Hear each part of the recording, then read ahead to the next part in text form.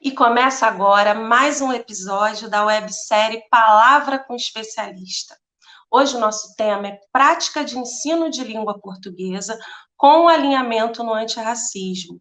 Nós vamos falar sobre uma prática e de uma forma de pensar a língua que realmente combata esses sentidos coloniais e, consequentemente, racistas. Para falar desse assunto, nós vamos receber a professora Catiúcia Lucas Severino, que é uma mulher de terreiro, um corpo encantado pelas águas, professora de língua portuguesa da educação básica, mestre em linguagens na área de análise do discurso pela Faculdade de Formação de Professores da UERJ, pesquisadora em educação antirracista, sonhadora e na luta. Olá, gente. Boa Olá, tarde. Boa tarde, boa Gabriela. tarde. Boa tarde. Prazer te Prazer, receber aqui.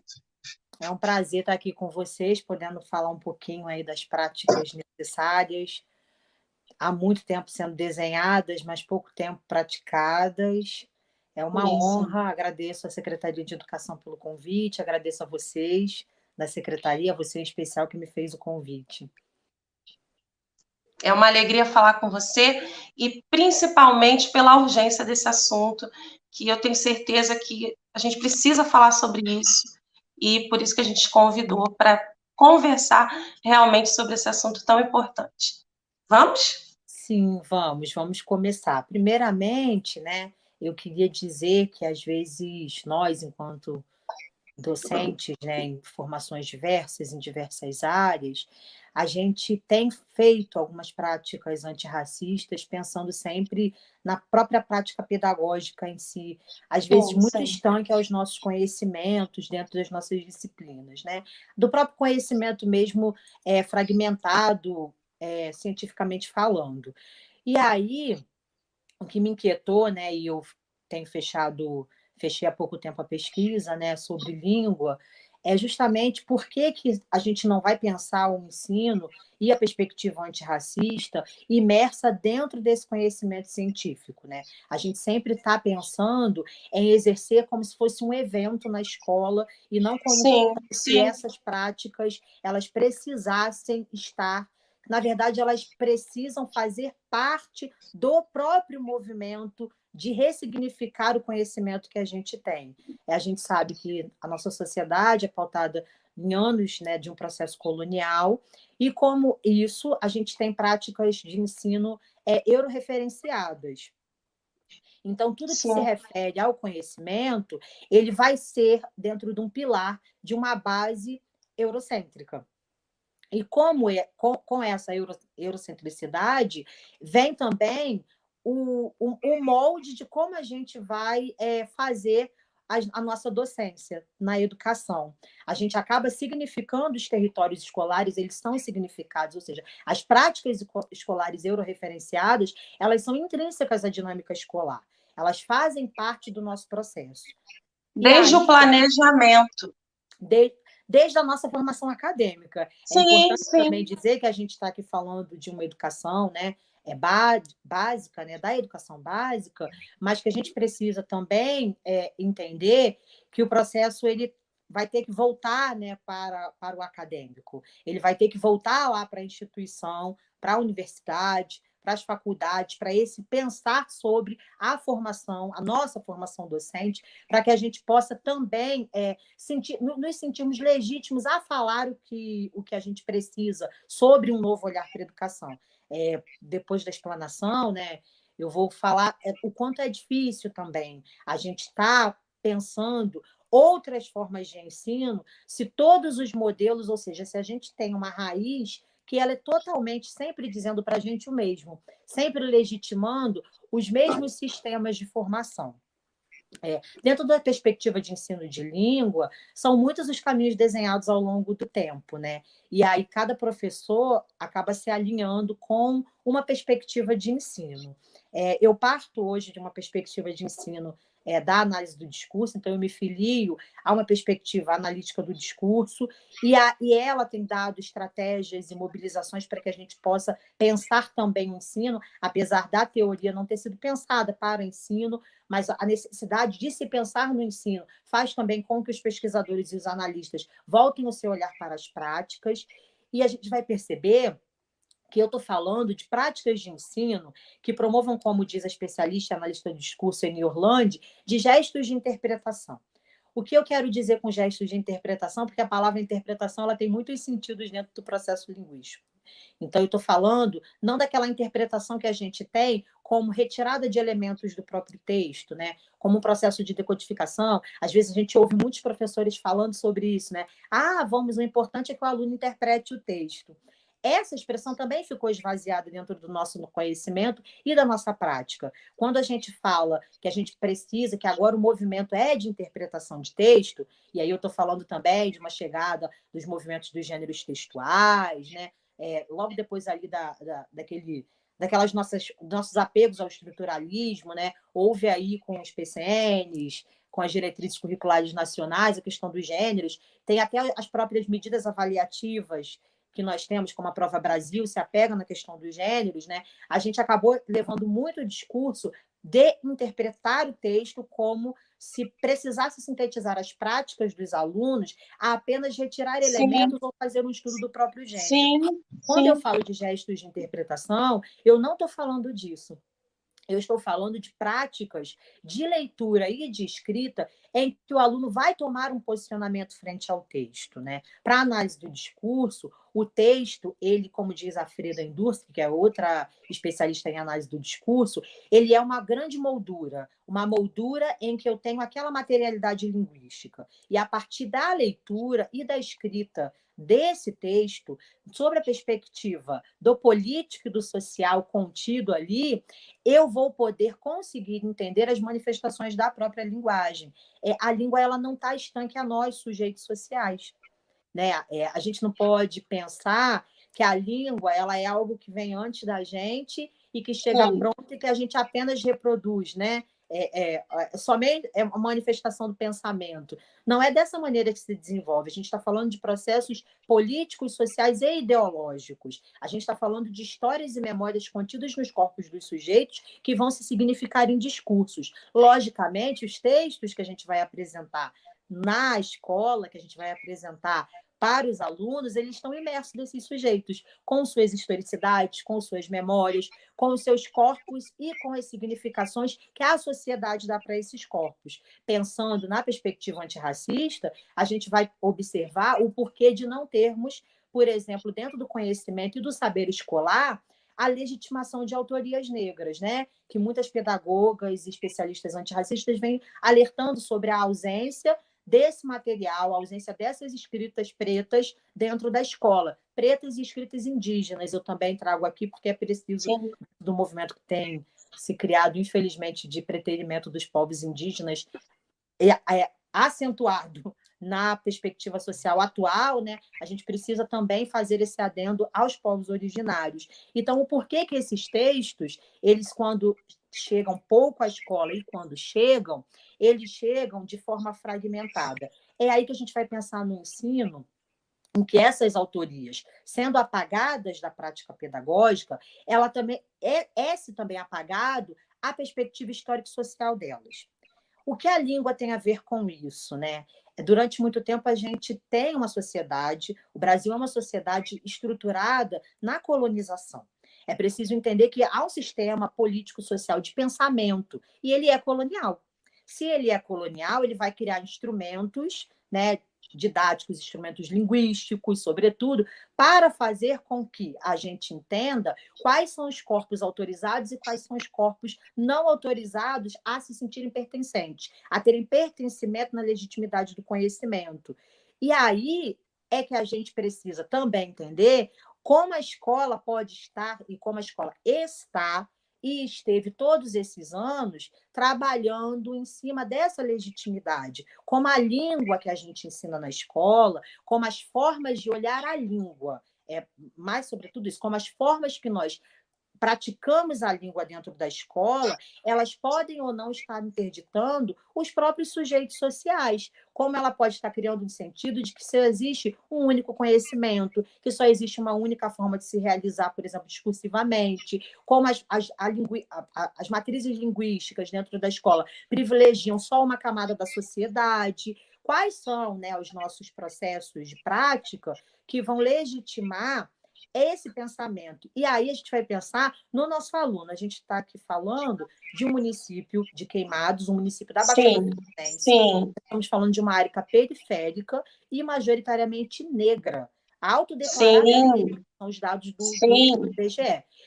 E é o perfil da nossa sociedade. Essa realidade é uma realidade que nós vamos encontrar pelo Brasil como um todo. Eu não estou falando de uma realidade estanque, né? E veio aqui a questão do Não, município de Queimados, porque a gente está falando para os professores especificamente do município de Queimados e analisando essa perspectiva dentro do município. Mas a gente sabe que a população, no último censo, ela foi majoritariamente considerada a população negra entre pretos e pardos. Queimados é, basicamente, um município majoritariamente negro, de sim, memórias e de sim. vivências da diáspora. E aí, o que a gente vai pensar quando a gente chega à escola e vai pegar as práticas de ensino de língua e demonstrá-las e utilizá-las e fazer o aluno construir quando a gente não considera a memória e a história contida nesses corpos, quando a gente não considera, e aí considerar é olhar que esse aluno é um sujeito social se realizando exclusivamente dentro do espaço escolar. Logo, ele deveria ser um sujeito que constrói saber na escola. Se eu tenho uma prática que interdita, ou seja, se eu tenho uma prática que ela é classificatória, que eu pego todo esse texto, qualquer texto que seja, e utilizo essa moldura, né, que a análise do discurso vai falar. A Freda também, Indústria, que vai dizer para a gente que a materialidade linguística, né, porque essa análise do discurso, às vezes, é olhada como se, mas e a famosa é a gramática, né? E a língua, como se a língua fosse estabelecida somente pela perspectiva gramatical, que também tem um Então, olhar social. sim, sim, sim. A gramática, ela é a gramática da língua que nós ensinamos na escola, ela tem um sentido político, ela tem um sentido social, ela corresponde a um pensamento. Então, como a gente vai pensar, e a análise do discurso, quando fala, né, que a língua ela não está aquém dos seus sujeitos, ela quer dizer com isso que nós sujeitos, nós nos constituímos, significamos e somos significados pela língua. Então, eu preciso entender que quando eu pego essa moldura, né, textual, eu pego essa materialidade linguística e eu digo para o aluno que aquele é o modelo que existe para nos realizarmos discursivamente, eu também estou dizendo para ele que as perspectivas que não estão incluídas ali, que muitas das vezes afeta e atravessa o corpo dele, ele também vai se sentir fora do processo. Eu estou dizendo para ele também que ele não constrói esse saber científico, esse saber escolar. Eu estou dizendo para ele, e aí eu estou falando dos movimentos de supercorreção, eu estou falando dos movimentos durante a prática de escrita e durante a prática de leitura, Excludentes, quase em que a sempre gente, exatamente, em excludentes. que a gente vai fazer com que o aluno leia em um determinado modelo, e aí a gente precisa pensar, esse modelo ele está traduzindo qual tipo de memória, né? E aí eu estou dizendo para ele também que todo o processo dele de memória não está legitimado e ele se sente excluído desse processo escolar. Então, quando a gente fala, e aí eu abro críticas dentro da minha pesquisa, bem contundentes aos nossos processos de classificação, é porque quando a gente pega um texto riquíssimo, e aí vamos pensar nos professores que olham a lei 10.639, né? E vão trabalhar a Lei 10.639 pensando numa perspectiva de leitura e escrita e vem trazendo esse texto antirracista para dentro da sua prática escolar. E aí ele escolhe um texto de autoria negra para poder fazer juízo, fazer valer aí a lei. E legitimar o processo de apresentação para o Exatamente. aluno, para que ele se sinta fazendo parte daquilo que se pede, Isso. Aí eu mas pego não esse texto dessa necessariamente. autoria ou pego um texto que vai problematizar uma questão racial no território brasileiro. A partir do momento que eu faço que eu trago, decodificar, ou seja, fazer o aluno retirar elementos do texto, eu posso fazer projeções de violência. Porque, por exemplo, vamos supor, Sim. geralmente o racismo, é importante falar dessa perspectiva, ele também é trabalhado somente sobre uma ótica, o antirracismo, somente sobre uma ótica da violência. Alguns especialistas, já pedagógicos, filósofos, né, historiadores vêm alertando isso, historiadoras vêm falando muito isso, né? As mulheres, em tudo, principalmente, têm falado muito isso, dessa perspectiva do olhar da política antirracista somente pela violência. O que eu quero dizer com isso? Às vezes a gente pega um texto antirracista e a gente vai logo nos casos de racismo que tendenciam a violência daquele corpo. É preciso entender que práticas antirracistas, elas não só são projetos como evento, como festividades culturais, né, que se dizem culturais, mas às Sim, vezes ficam sim. esvaziadas no sentido, né? Eu monto todo aquele processo para o aluno e achando que aquilo vai dar conta, né? E aí eu Não não dá. estou descaracterizando os projetos, tá? Não estou. Eu amo o projeto, eu gosto muito, eu acho que é necessário o aluno se envolver e é preciso que entenda que o projeto é uma comemoração de festa. E a festa tem tudo a ver com a diáspora. Mas eu traço a significação desse evento ser uma pontualidade. E nesse evento da festa, a festa ela precisa ser o fechamento da discussão. Ela precisa ser realmente a comemoração daquilo que você está trabalhando enquanto processo. E não algo que vai relembrar e, às vezes, vai exotizar a imagem daquela cultura. Porque, às vezes, acontece Quase muito isso na sempre. escola. Na E aí você verdade, pega quase sempre. e aí você pega esse texto super rico, e o que geralmente os processos de ensino ainda vigentes na escola fazem? Eu começo a fazer retirada de elementos daquele texto. O que eu estou fazendo? Eu pego a língua que tem os sujeitos, ou seja, eu pego a língua significada e significante, e que os sujeitos a significam, ou seja, essa língua cheia de histórias, de memórias, eu pego esse político e fragmento. E aí eu estou falando de práticas, por exemplo, em que você vai fazer análises morfológicas, sintáticas, somente a partir daquele texto. Eu não estou trabalhando uma política antirracista quando eu fragmento a língua, que são os próprios sujeitos sociais. Quando eu pego essa moldura textual e eu desmembro. Eu faço com ela uma repartição. Eu também estou repartindo histórias, eu estou repartindo significados, eu estou repartindo sentidos. Eu estou, na verdade, destituindo sentidos e estou novamente fazendo um movimento de reforçar uma língua colonial.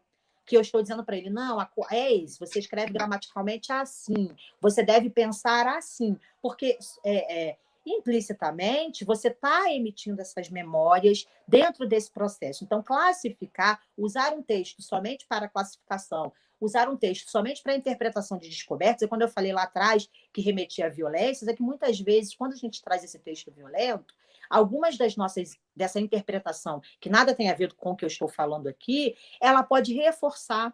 E isso, quem me disse, foi a minha prática. Muitas Ah, vezes, a prática, a análise, o olhar pela prática, que é muito importante para nós professores, é olharmos o que nós estamos fazendo.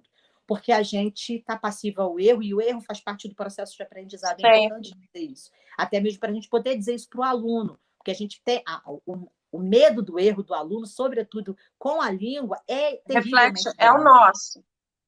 E o erro é para eles é terrivelmente grande. Sim, As sim. A práticas em outras correção, a disciplinas, né? correção. Atravessando aqui, falando de outras disciplinas, saindo desse modelo encaixado, né? Língua portuguesa, eu estou falando aqui, por Sim. exemplo, de um aluno que é interditado a participar da aula, por exemplo. A gente precisa pensar o porquê que esse aluno não consegue falar durante a aula, né? Geralmente a gente faz a gente estereotipa aquele corpo, né, como um corpo revoltado, como um corpo insubordinado, que não quer aprender. Às vezes ele é um corpo insubordinado mesmo, mas não porque ele não quer, mas porque a ele foi dado um lugar social de não pertencimento, de não escuta, do processo de não falar, de não poder se colocar, né? Quantas vezes nós De não se reforçamos sentir ouvido. quantas vezes nós reforçamos lá na escola, né, como ele deveria falar. Então, se ele não fala como deveria, logo eu não falo, né? Tem essa máxima aí, mas são olhares que a gente precisa. Então, a época eu convidei outros professores para dialogar, porque ele relatou que é um processo, é ouvido em muitos outros. Então, às vezes, em outras disciplinas, a gente às vezes quer falar daquilo que é muito urgente na sociedade e que não pode deixar de ser falado, mas a gente começa pela violência. Eu tenho proposto e proponho na minha pesquisa, comecem pela potência. Os corpos negros são potentes. Comecem a potencializar o corpo desse seu aluno e abrir os espaços de fala, de tomada de posição frente a um assunto. Se a gente não abrir espaço para que esse aluno faça linguisticamente essas tomadas de posição, ele não vai conseguir, mesmo por conta de uma estratégia de silenciamento, por conta de uma estratégia de interdição, se deslocar.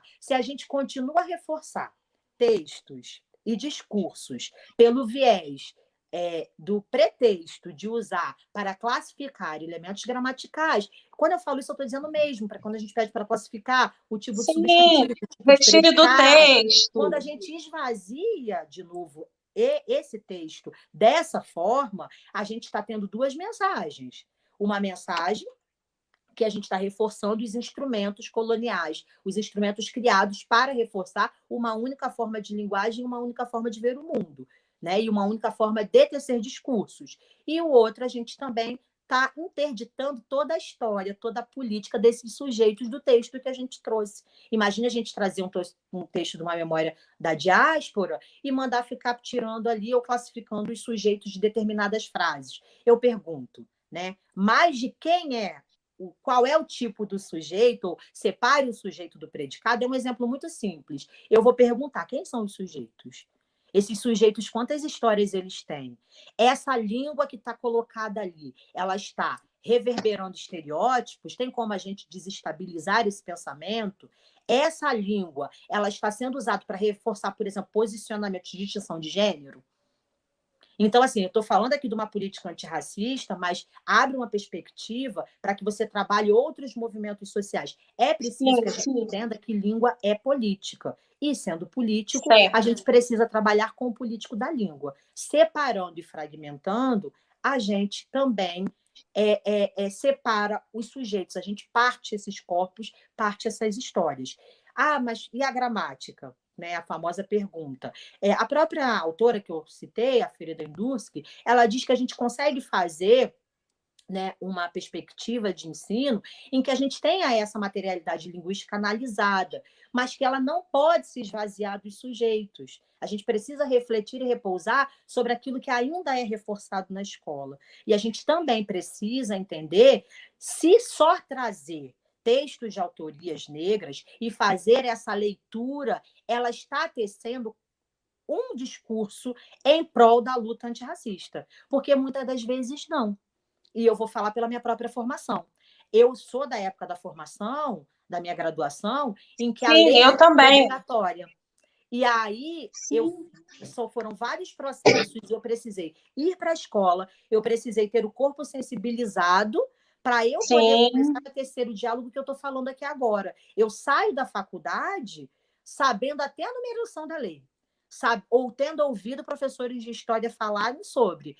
Mas será que naquele momento, eu digo será já dizendo que sim, aquela Sim. perspectiva não foi silenciada, eu ainda não reforcei discursivamente, né? A nossa sociedade ainda não reforça discursivamente as memórias euro-referenciadas. É isso que a gente tem que pensar enquanto ensino de língua, né? Sobre esses discursos que a gente constrói dentro do próprio ensino e sobre os discursos que a memória discursiva que a gente está colocando para esse aluno. Catiúcia, você acha que hoje, eu pensei nisso agora, de tudo que você está falando até aqui. Você acha que hoje essa discussão do ensino, porque o que você está falando não é de um ensino antirracista, é de um ensino de língua antirracista. Quando a gente fala disso, você acha que hoje se pensa mais sobre isso, ou hoje só se fala mais sobre isso? Você acha que realmente a gente pensa essas práticas e consegue efetivar? Ou que não, que a gente ouve mais falar, porque hoje a tecnologia de informação é muito maior, mas que, na verdade, no cotidiano não se faz. O que você acha sobre isso? Sim, aliás, é uma pergunta emblemática e que nos cerca. É, mas que Né? é preciso falar. Eu acho que a gente ainda está com caixas. Vou explicar o que eu estou falando sobre caixas. A gente tem um grupo que fala e um grupo que é essa fala fica marcada, mente. Então, é tipo a sua prática, não a nossa prática. A questão É isso. coletiva da prática, ela não acontece. Então, a gente tem muitos movimentos, a própria Secretaria de Educação, ela faz um movimento Faz. antirracista. Sim, sim. Outros municípios, como Rio de Janeiro, eu tenho ouvido também falar que já O dentro Estado das creches tem tem algumas feito coisas. movimento, mas ao que parece é que vem se desenhando um processo de sua prática. Eu sempre digo que falar de antirracismo numa perspectiva linguística é extremamente espinhoso. Muito. Por que que é espinhoso? Sim, Porque a língua, ela é o instrumento utilizado para reforçar todos os discursos de diferenciação na sociedade. É daí que a gente precisa pensar. Então, toda vez que a gente vai fazer um movimento contrário a essa hegemonia linguística, né, de uma língua que só traduz um sentido, ela arrebenta no nosso peito, porque a gente está usando a língua colonial, né? A Bell Hooks, no livro dela, Ensinando a Transgredir, ela traz um trecho do poema da Adrienne Rich, que eu não vou traduzir na íntegra, mas eu acredito que é basicamente isso que eu vou falar. Ele diz assim: essa é a língua do colonizador, mas eu preciso dela para tratar com você. Então, a língua da colônia, ela constantemente, ela arrebenta na gente. Mas sim, o que é importante é que eu falei, nós somos sujeitos e a língua, ela está imersa de nós sujeitos. Então, ela obrigatoriamente não tem como dizer que ela ecoa um único sentido, não tem como dizer, não se pode dizer, não se tem um sentido só, e que bom que não tem. Então, a gente precisa aprender nas brechas, né, mesmo, porque nas brechas, é tentando rasurar, é tentando aos poucos, né, e aos muitos, eu digo que às vezes é muito urgente demais, isso me preenche de uma maneira absurda, a gente precisa entender que a gente está utilizando um instrumento colonial para falar de outras coisas. E aí dá essa sensação na gente de uma guerra incessante de contraforça. Então, eu acho que é pouco praticado na escola. Acho não, né? A pesquisa, ela me dá essa sim. constatação. É pouco Esse praticado, modelo é pouco praticado. remoto, esse modelo remoto é um modelo que tem também dito isso para a gente, porque como são temas muito delicados, os temas de abordagens sociais, muitos Sim, professores têm preferido fazer o tradicional, né? Com muitas aspas, porque tradição pode ter muitas perspectivas, não só que a gente conhece. Então, tem preferido fazer esse ensino porque aparentemente é mais fácil por conta das problemáticas e dos empecilhos que sim, nós temos diante sim, frente ao ensino remoto. Então, eu acho que o ensino sim. remoto também escancara uma realidade de fuga de um processo, de uma reconstrução de um processo, e acredito que urgentemente os professores precisam de verdade olhar para as suas práticas e enfrentá-las. É preciso enfrentar. Sim. Né? E eu sei, e aí, assim, de repente, já arrumando mesmo as nossas considerações, é preciso dizer que não é fácil. Todos os dias, quando eu vou planejar uma prática linguística diferente da que está normatizada, da que está cristalizada e que nos foi ofertada como formação, e esses ecos coloniais dessa língua são tão fortes que eles fazem a gente questionar se a gente está realmente, de fato, praticando o ensino de língua. Se a gente, de fato, não está negando algum tipo. Essa questão do negar um acesso, ela é fundamental no pensar. Porque geralmente, quando a gente diz, não, mas se eu não ensinar diferenciar sujeito de predicado, classificar o verbo, eu estou negando ao aluno um conhecimento, porque toda a estrutura é colonial. Então, essa ideia de negar, ela não é uma ideia inválida, mas ela é uma ideia que reforça e legitima a gente a ficar no posicionamento que nós estamos. Eu sempre pergunto, se você acha que tecer outro pensamento sobre o ensino é negar o conhecimento a ele, eu lhe pergunto onde estão as populações negras nesse conhecimento? Onde estão as populações indígenas nesse conhecimento? O que a gente anda fazendo com esses textos de tantas autorias, de tantas histórias e memórias? Será que a gente não está negando também? Será que é um absurdo? Será que é um crime a gente olhar as outras perspectivas, que na verdade corresponde à maioria da população? Será que quando a gente diz que o aluno não pode trazer as memórias, e aí quando eu falo trazer, é emblemático falar de trazer memórias assim, linguísticas, porque geralmente as pessoas logo pensam, né, nas falas mais problemáticas, que são aquelas falas que tendem a variações de linguagem, né, que são dadas como estereótipos marginalizantes, né, para os corpos. Sim, E aí sim, só são sim. dadas, aí é onde a gente não pode silenciar. Esse estereótipo não é dado a qualquer corpo. Outros corpos, como corpos brancos, por exemplo, podem se realizar assim e eles são vistos como maravilhosos. Como tudo bem, é a linguagem dele. Vamos pensar, por exemplo, numa variação muito utilizada pelos surfistas, que ninguém vê Sempre problema no modo como eles se validada. realizam, linguisticamente falando. Até pensando em variação linguística, ninguém vê preocupação nisso. Mas se, de repente, essa mesma forma linguística está num corpo negro, está num corpo indígena, ela vai ser olhada com um olhar de marginalidade. Então, é preciso que a gente entenda que, não falar disso, a gente também está silenciando questões importantíssimas dos nossos discursos cotidianos e das nossas construções. Então, não é fácil mesmo. Eu retornei, né, que às vezes eu fujo, eu todos os dias, quando vou propor uma prática, pensar na prática de aula, porque eu sou professora de sala de aula, eu me choco ainda, mesmo tendo escrito uma pesquisa, mesmo tendo feito, Sim. estando fazendo isso há alguns anos, eu paro e falo, mas estava faltando. E aí o que está faltando é sempre aquele elemento que eu tenho tentado desmembrar da minha prática, que é justamente esse modelo classificatório que é excludente, porque não representa a linguagem como um todo. Ela representa um modelo de variante. Ela Sim, diz só sim, sobre uma forma social. sim. Catiúcia, só para a gente terminar, só queria te.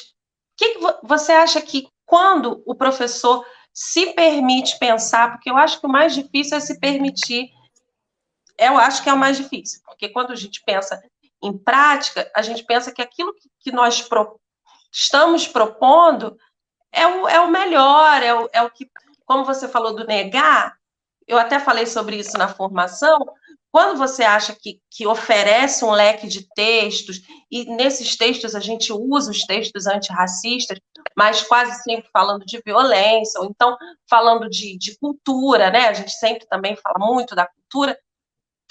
Você acha que quando a gente só. Quando se mostra só isso, tem alguns problemas, mas você acha que a gente já consegue, hoje, por mostrar uma evolução? Ou não? Ainda é pouco. Mas antes nem se falava, então acho que agora se permitir pensar na prática, não na prática de ensino, mas na prática de ensino de língua portuguesa.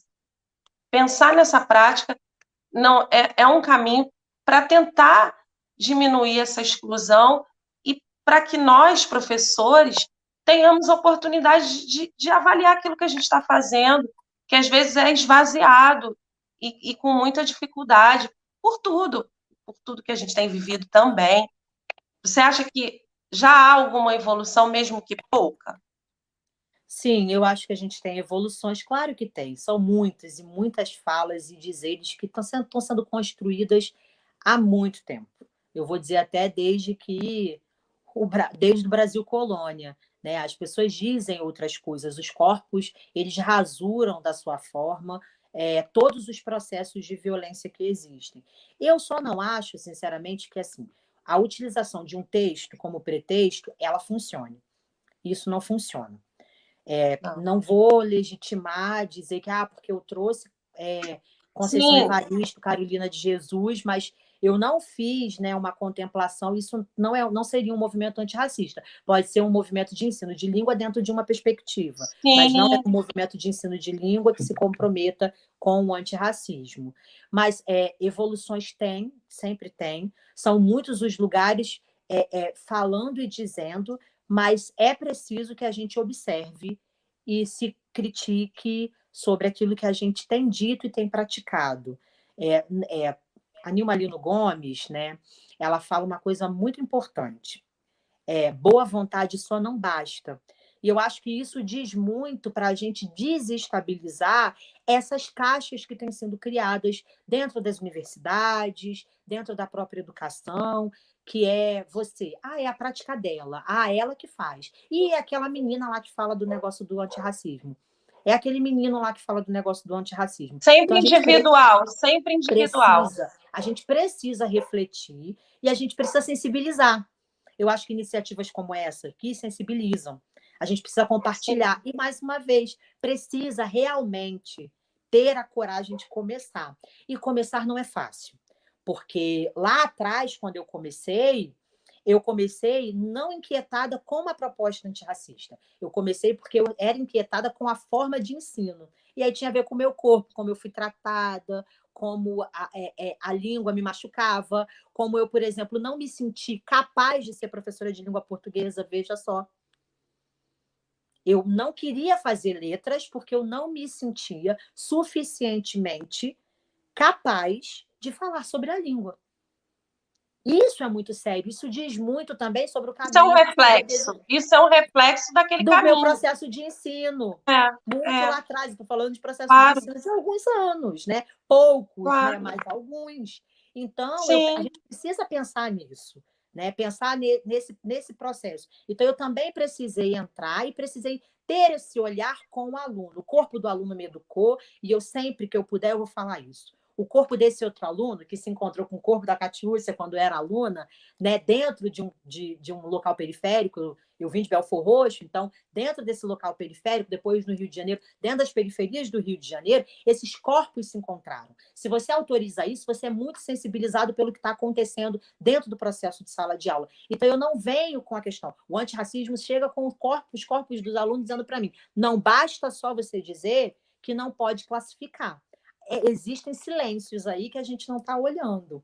E aí, quando a gente começa a desenvolver, a gente vê no aluno outros desenvolvimentos. Os instrumentos criados para avaliar a educação, eles ainda são cruéis, porque eles legitimam essa nossa fuga de uma nova perspectiva. Mas eu digo isso que, se a gente não também tentar, mesmo que seja aos poucos, fazer um movimento contrário, a gente vai continuar legitimando esses instrumentos e não mudando a forma com que eles possam ser aplicados. Então, assim, é preciso se arriscar, é preciso se atrever, é preciso desobedecer, né? É isso. sim. Catiúcia, olha, por ser preciso desobedecer e tentativa e se arriscar, é por isso que a gente está aqui. Eu te agradeço, não tenho nem como te agradecer por essa contribuição urgente, necessária, importante. Foi praticamente uma formação para a gente, para mim e para todos os nossos colegas da rede. Obrigada. E hoje termina a nossa websérie com a professora Catiúcia Severino Lucas, ou Lucas Severino, errei? Lucas Severino. Lucas Severino, e a gente agradece a participação, espero que todos tenham conseguido aproveitar realmente, porque acho que foi a melhor websérie. Um beijo, Catiúcia, um beijo, Um beijo. gente, Muito obrigada. obrigada, gente. Obrigada. Obrigada.